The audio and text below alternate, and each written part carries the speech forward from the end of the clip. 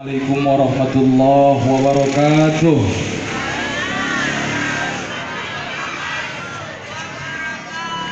Alhamdulillah wassalatu wassalamu ala Rasulillah wa ala alihi wa sahbihi wa mawalah.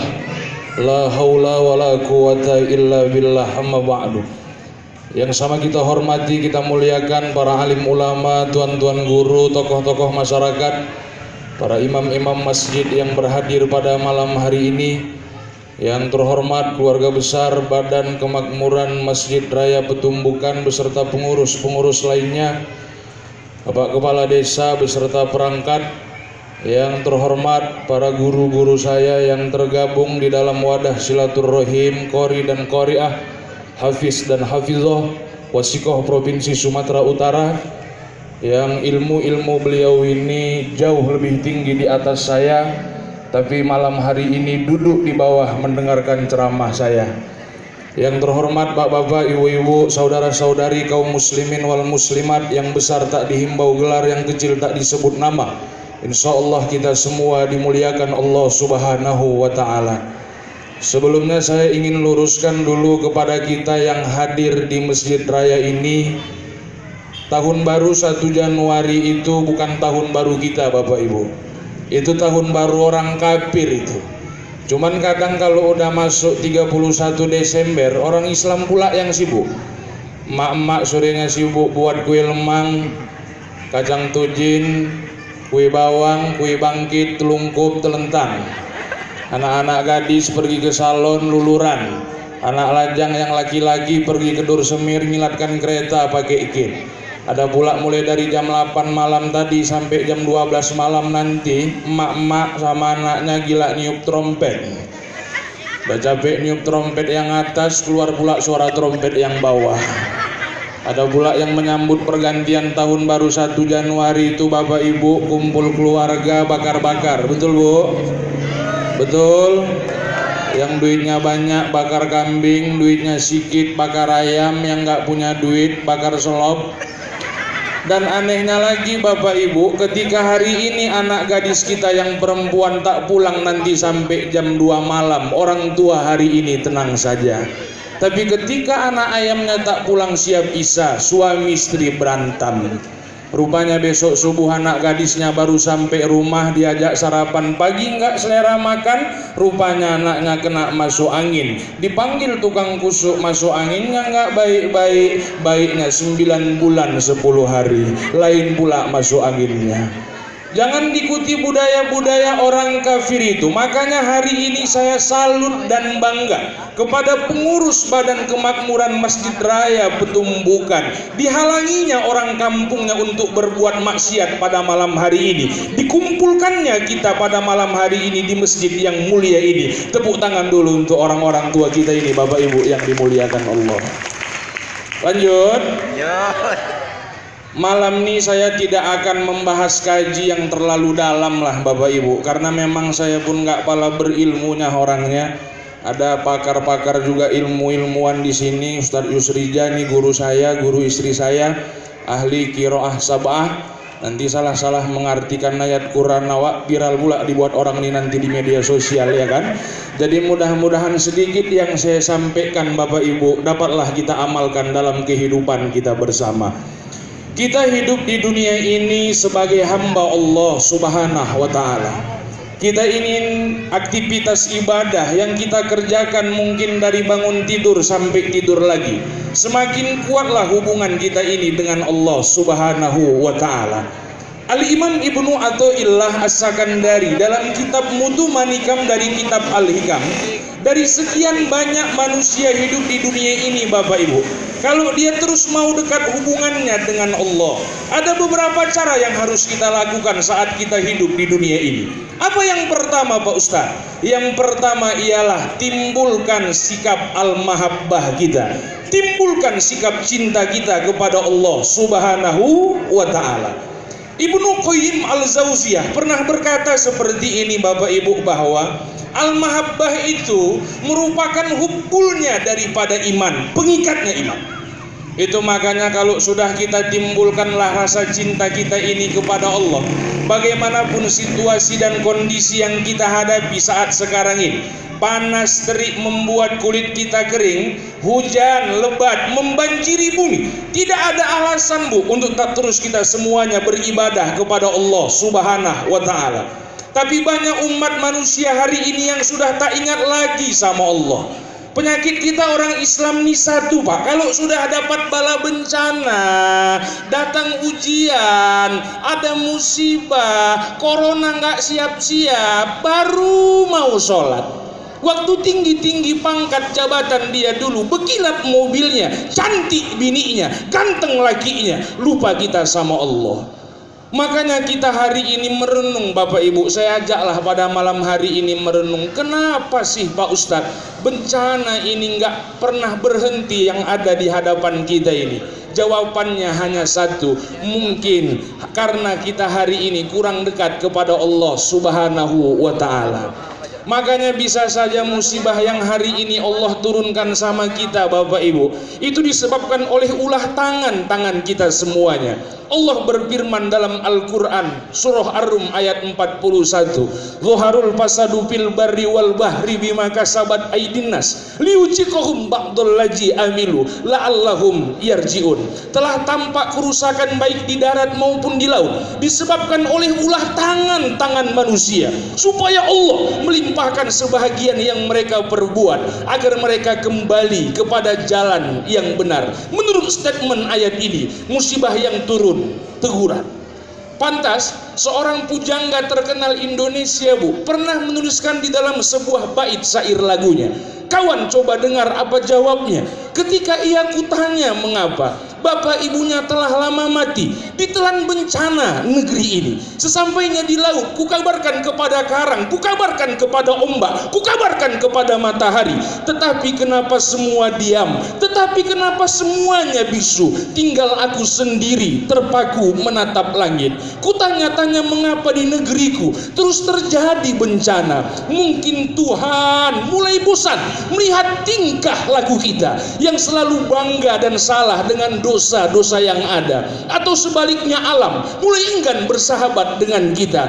Coba kita bertanya pada rumput yang bergoyang. Ya, nah, ibu tuh tercengang deh nengok muka aku macam mau ditelannya pula aku malam ini. Makanya yang pertama, ayolah tanamkan selalu rasa cinta kita ini kepada Allah Subhanahu wa ta'ala, seraya terus meningkatkan amal ibadah kita di hadapan Allah Subhanahu wa ta'ala. Banyak sebenarnya Bapak Ibu contoh manusia hidup di dunia ini yang selalu menyandarkan rasa cintanya kepada Allah di atas segala-galanya. Siapa itu Pak Ustadz? Itulah Nabi Ibrahim alaihissalam, Nabi Ismail alaihissalam, yang mungkin tahun ini saudara-saudara kita ditunda keberangkatannya untuk berangkat ke Mekah dan Madinah Al-Munawwarah. Saya doakan semoga seluruh jemaah yang beruntung hadir pada malam hari ini semua nanti kita bisa sampai berangkat ke tanah suci. Yang nggak amin dah nggak salahku lagi ya Bu. Ini doa mahal ini Bu, doa 32 juta. Kadang kalau doa yang bagus pun awak Pak masih tekatup juga bibir Ibu. Ini geram juga kadang. Yang jelas umroh haji itu bukan perkara kaya miskin. Ibu yang belum pernah ke Mekah nengok Ka'bah, jangan putus asa ya Bu. Enggak pun mungkin hari ini rezeki ibu, suatu saat nanti bisa jadi rezeki anak, menantu, cucu. Yang jelas jangan kita berhenti berdoa kepada Allah. Kalau Allah sudah berkehendak, tidak ada yang tahu kita bisa berangkat atau tidak. Bahkan tahun semalam di tahun 2018 kalau saya tidak salah, di TV One disiarkan bahwa bapak-bapak di Lombok, Nusa Tenggara Barat Pak, kerjaannya tukang sapunya di jalan, dikumpulkannya Bu rupiah demi rupiah selama 42 tahun. Alhamdulillah haji 2019 bisa berangkat memenuhi panggilan Allah untuk berangkat dan ke Madinah Al-Munawwarah kalau Allah sudah berkehendak. Bahkan semalam di Sekarang jemaah pengajian saya, bapak-bapak di PTP depan rumahnya Bu, nanam kacang tanah 3 rantai Bu, pikir berangkat haji ke Baitullah. 3 rantai Pak Ustadz, iya, dijualnya kacangnya Pak Ustadz, sak tanah-tanahnya dijualnya. Nah, kalau kacangnya aja nggak cukup lah Bu, ibu pun cuman. Yang jelas bukan perkara kaya miskin. Mudah-mudahanlah kita yang berhadir pada malam hari ini semua nanti bisa sampai berangkat ke tanah suci. Apalagi Bu ya, daftar tunggu porsi keberangkatan haji Bang Jenal di zaman si Joko Widodo ini. Kalau semalam mungkin menang Prabowo, pilihan saya agak lain lagi Bu ceritanya. Semalam saya dapat kabar langsung dari Bapak Kepala Kantor Kementerian Agama Provinsi Sumatera Utara, Pak Haji Sahrul Wirda, khusus untuk Kota Medan dan Deli Serdang. Kalau ibu-ibu besok daftar di salah satu bank syariah Indonesia, itu Bapak Ibu semua bisa berangkat 15 atau 16 tahun yang akan datang. Lama luar biasa. Makanya mungkin bagi kita yang hari ini terlalu lama barangkali menunggu porsi keberangkatan haji, ada salah satu paket ibadah yang kata Nabi Muhammad pahalanya sama seperti orang yang mengerjakan ibadah haji ke Baitullah. Apa ibadahnya Pak Ustaz? 5 bulan yang lalu baru saja kita rayakan bersama ibadah kurban sebagai bentuk rasa kesyukuran kita atas nikmat yang hari ini banyak Allah berikan untuk kita semuanya. Bu, karena harta yang ada sama kita hari ini jangan pernah kita pelit-pelit untuk mengeluarkannya Bu. Ada hak orang lain di dalamnya. Ini kadang mohon maaf saya ya Pak, penyakit kita orang Islam ini satu Bu, waktu susah banyak itu baiknya subhanallah, udah kaya makin pelit, banyak itu. Coba waktu susah datanglah kakaknya ke rumah naik sedan. Oh jadi kakaknya orang kaya ya Pak Ustadz, naik sedan. Bukan Pak, sedan itu singkatan sepeda dangdut. Asalkan didayung tutup sama rantingnya itu agak rapat dia. Asalkan didayung semua nama-nama marga keluar. Sirait, Siregar, Sirait, Siregar. Belnya pun paten kali Pak, ginting, ginting, ginting. Sampai rumah bannya kempes, lubis. Datang kakaknya ke rumah. Assalamualaikum Dek. Waalaikumsalam. Sehatnya kok Dek? Sehat-sehat kayak gini lah Kak. Apa cerita Kak? Kak Ijah datang ke rumah Dek. Kak Ijah mana Kak? Tukang angsuran. Angsuran apa Kak? Tupperware. Jadi apa rupanya cerita Kak? Udah 3 kali lah nggak kakak bayar di. Inilah mau minjam duit kau ini cepet. Padahal duit dia tinggal cepet limpul Pak. Dibantunya kakaknya itu tadi. Nah Kak, pakai dulu Kak. Dilihat Allah rupanya. Kau amalkan ayatku kata Allah. Allazina yunfikuna fis sarra'i wad dharra. Kau bantu saudaramu di waktu lapang ataupun sempit, di waktu susah ataupun senang. Udah kaya makin pelit. Datang lagi kakaknya ke rumah, diintip dari jauh, dipanggilnya nak sini nak, jumpain Wak. Bilang mak lagi nggak di rumah. Loh mak, tapi mak di rumah. Udah jumpain aja, kau pun lancip kali bibir kau. Udah jumpain, bilang mak lagi nggak di rumah. Ya mak, datanglah Wak ini tadi. Assalamualaikum. Datang anaknya, Waalaikumsalam. Mama kau mana? Pakam Wak. Pakam mata kau tuh pakam. Tadi baru jumpa ku depan Alfamart sama mak kau. Baru bigi Wak. Oh iya, naik apa? Naik kereta Wak. Sama siapa? Sama ayah Wak. Pakam ya? Pakam Wak. Rupanya mata Waknya liar Bu. Dintipnya maknya ngintip di jendela. Pakam Wak. Pakam Wak. Itu pakam Wak. Oh yaudah Wak pulanglah ya, tersinggung Waknya Bu. Titip pesanlah Wak sama mak kau. Apa pesannya Wak? Bilang sekali lagi kalau pergi ke pakam, kepala jangan taruh di jendela ya katanya pula. Ada orang waktu susah baiknya subhanallah, udah kaya makin pelit. Jangan pelit-pelit kali awak sama harta, Bu. Hidup nih yang kita cari, mungkin pernah saya sampaikan pada kesempatan maulid semalam, bukan perkara banyaknya, tapi perkara berkahnya. Pandailah kita untuk mensyukurinya. Karena kata Rasulullah, Bapak Ibu, orang yang pelit inilah yang nanti Pak akan dihalangi oleh Allah untuk masuk ke dalam surganya. Masa Pak Ustadz? Iya. Betul Pak Ustadz? Iya. Ada contohnya Pak Ustadz? Banyak. Ada seorang si hamba Allah, sudah haji, sudah umrah, baca Quran kebiasaannya, 1 juz dikhatamkannya, belum lagi azan isya, sholat sunnah, puasa sunnah, itu jadi kegemarannya. Bicara tentang agama, fasih di lisan dan katanya, berpenampilan bagai ulama, suami berlobe aduh waraknya, istri berjilbab sungguh indahnya. Tiba-tiba mereka mati, ditimbanglah amal ibadahnya, tak jadi langsung ke surga. Apalah sebabnya? Pelitnya, na'udzubillah, belum bisa masuk ke surga. Jangan pelit-pelit kali kita sama harta. Merenung kita Bapak Ibu, sudah berapa banyak hari ini nikmat yang Allah berikan untuk kita semuanya. Apalagi nikmat Allah itu Pak Ustadz, umur bukan perkara panjang Pak, perkara berkah. Tengok Nabi Muhammad, kita sudah sering mengajilah di petumbukan ini. Umur beliau cuma 63 tahun, tapi berkah umur Rasulullah itu. Makanya kata Rasul, umur umatku itu nanti tidak akan jauh dari umurku, kata Rasulullah. Itu makanya kalau ada malam ini ibu-ibu umur yang 50 tahun ke atas, udah Bu, jangan lagi banyak-banyak menggatal. Semakin kuatlah takwa kita kepada Allah. Ini kadang udah umur 58 tahun, ibu tuh suka lagi main-main TikTok. La ilaha illallah. Udahlah, nggak ada yang tahu kapan kematian ini datang kepada kita.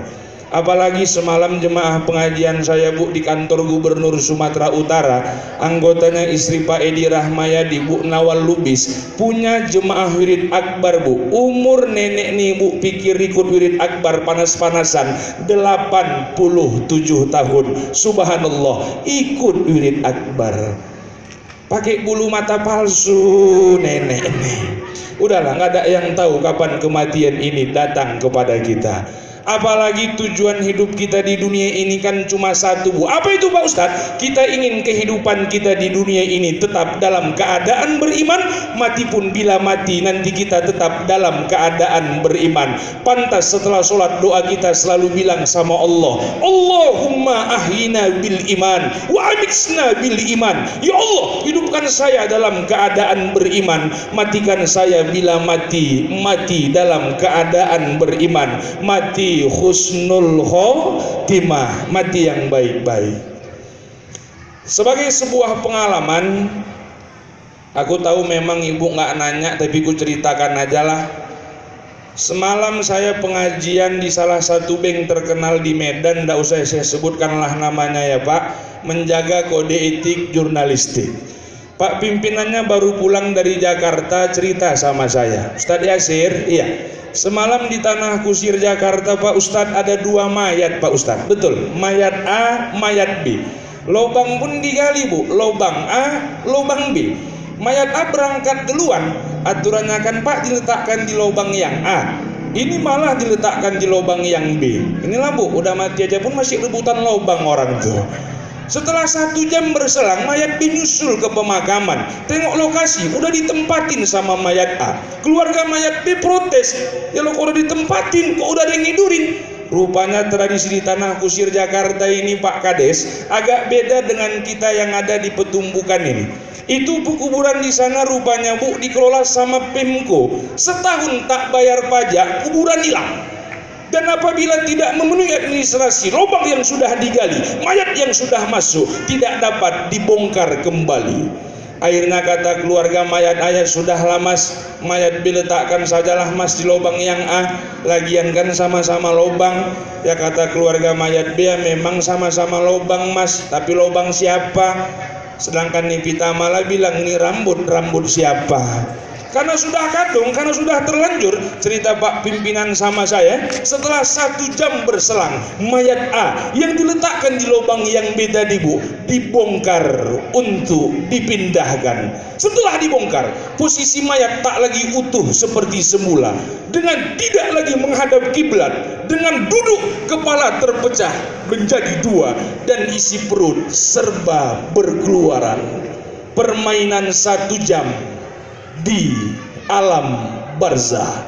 Apakah ini yang dinamakan dengan azab kubur Pak Ustadz? Bisa jadi karena sewaktu-waktu nanti kita Bapak Ibu di alam kubur bisa menjadi raudhatum min riyadil jannah, taman-taman surga, dan seketika bisa berubah menjadi hufratum min hufarin niron, jurang-jurang neraka. Makanya ada satu kitab yang mengatakan, dalam kitab Durratun Nasihin, mengatakan bahwa nanti di yaumil akhirah ada beberapa golongan manusia Bapak Ibu yang nanti jasadnya dimuliakan sama Allah, gak akan pernah bau, gak akan pernah busuk nanti di yaumil akhirah. Siapa yang salah satu di antaranya Pak Ustadz? Itulah yang pertama, orang yang suka tilawatil Quran, orang yang senang baca Al-Quran. Ibu-ibu di Palestina semalam saya lihat melalui jaringan internet, walaupun terus dihantam sama bajingan Israel, mereka tetap bisa hatam Pak, seminggu 4 kali Bu, seminggu 4 kali. Awak jangankan hatam Quran lah, semalam tempat kami ada wa imam ke depan baca watini, belok ke wal asri. Wattini wazzaitun wa turi sinina wa hadzal baladil amin laqad khalaqnal insana fi ahsani taqwim thumma radadnahu asfala safilin illal ladzina amanu wa amilus solihati wa tawasaw bil haqq wa tawasaw bis sabr. Makanya yuklah di akhir tahun ini banyak kita merenung, sudah berapa banyak Quran yang kita baca saat kita masih hidup di dunia ini. Makanya ayo baca Quran, pelajari Al-Quran, tanamkan sama anak-anak kita ini Bapak Ibu, supaya mereka bisa pandai membaca, mengamalkan ayat suci Al-Quran. Allah